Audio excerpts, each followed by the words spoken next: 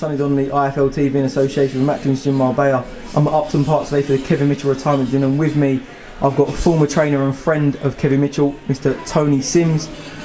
Tone, fantastic turnout for Kevin today. There's friends, family and former opponents here. What's it like being in the crowd? Yeah, it's great, great turnout for Kevin, and he deserves it. He was a great fighter.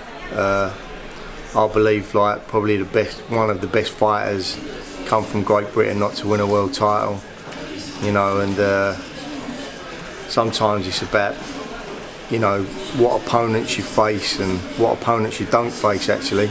And the fighters he fought, like Jorge Linares, he was like freeweight world champion, one of the best, and he fought him at his prime, was beating him, and unfortunately the eye really done him in for the fight.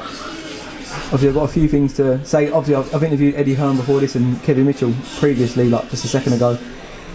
Firstly, Eddie Hearn said he wished he got with you, he linked up with you and Kevin a lot earlier in his career and things could happen. Then Kevin said that earlier in his career, when he was 12, 13, 14, however old he was, that he was a massive influence.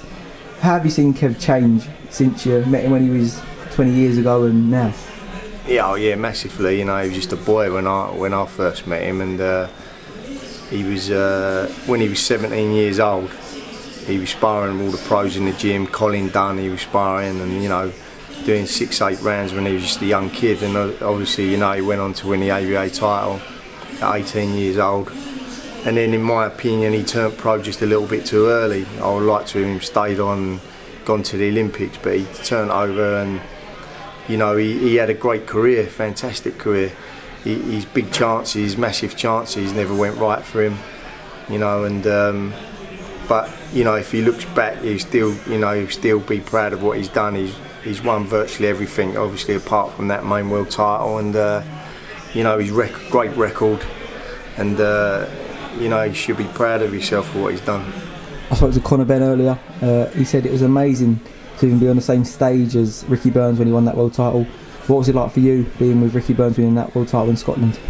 Oh yeah, it's fantastic. It's like Ricky's been through a real lot in the last couple of years. Everyone knows what's happened, his story, and he's been writ off really for the last couple of years. But he's been performing in the gym and training hard, and this opportunity come along with Broner getting stripped, and he grabbed the opportunity with both hands.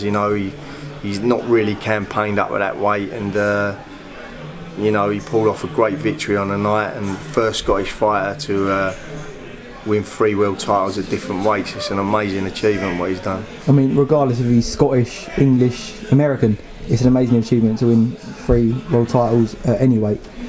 Another fighter you've got at Kevin's weight as he's retired is O'Hara Davis. He's gone from the blonde afro, now he shaved it all off. He's going through the haircuts, but yeah, the fights that he's got, obviously last time out he won the English title. What's next for him? Because a lot of people are questioning how good he would be, how good he could be. How good can O'Hara Davis be? He's a very good fighter. He's an intelligent fighter, and he can punch with either hand. And the thing about him is, he's dedicated, and he trains really hard. And I think with his ability, he can do a lot. As to your question, when he's fighting on the 21st of June next in just an 8-rounder, and then we'll be looking to get him a bigger fight come September time. Another fight you've got, John Ryder. Spoke to him earlier. I spoke to him about the whole situation with Chris Eubank trying to go for the Olympic spot and stuff like that, but he was more focused on his own career. Where can you see John going from now?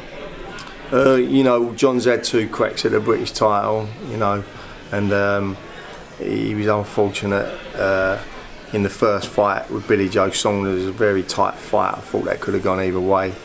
In the second fight, there was a lot of things he done wrong in the build-up to the Blackwell fight that he's learnt from now, and we'll just see what Eddie comes up. Eddie said to him he's got a big fight coming in September. So we'll just see what Eddie comes up with. And I've got to ask you, obviously Anthony Joshua, you've been in and around him more than most people here in Brentwood and at the GB stable. His next fight against Dominic Braswell, I can't say his name, we've already had his trouble. Yeah. How can you see that going? Is it another stoppage or is it a tough fight for him? Well, we'll have to wait and see. You know, Bray Hazel, he's a big fella, do you know what I mean? And he's a strong kid. He's 17-0, 15 KOs. You know, and he's going to come to fight. So you know, Joshua's got to be in good shape, and he's been sparring well. See him do 12 rounds on. He done 12 rounds Wednesday, and 8 rounds on Thursday. So he's in really good nick, and you know, he'll be ready to go. It was a big question, and obviously feel free not to answer this at all if it's inappropriate, but Anthony Joshua's last fight, when he won his world title in the ring, you wasn't there, and people asked the question, Tony Sims, his trainer, why is he not in the ring? Was there any specific reason for that? Or I was there. You was there, but you wasn't in the ring, and people asked the question. No, the reason why I was jumping up and down with Barry Hearn, if you look on the telly. Oh, there you go, that's it. Question answered. That's the only thing, because people were messaging me on Twitter saying, do you know why? Do you know why? I was like, I don't know at all. I was celebrating with Barry Hearn, and then I just everyone celebrating with else around the ringside. Everyone else jumped on me, so I couldn't make it up the stairs. But I was jumping up. Well, there you go. The Tony Sims, Anthony Joshua romance continues. People, don't worry about that. Yeah. Don't worry about that. But Tom, I'll let you continue your night because Kevin's Q&A's going to start soon. Oh, nice. But thank you very much for IFL TV, and I'll catch up with you soon. Cheers.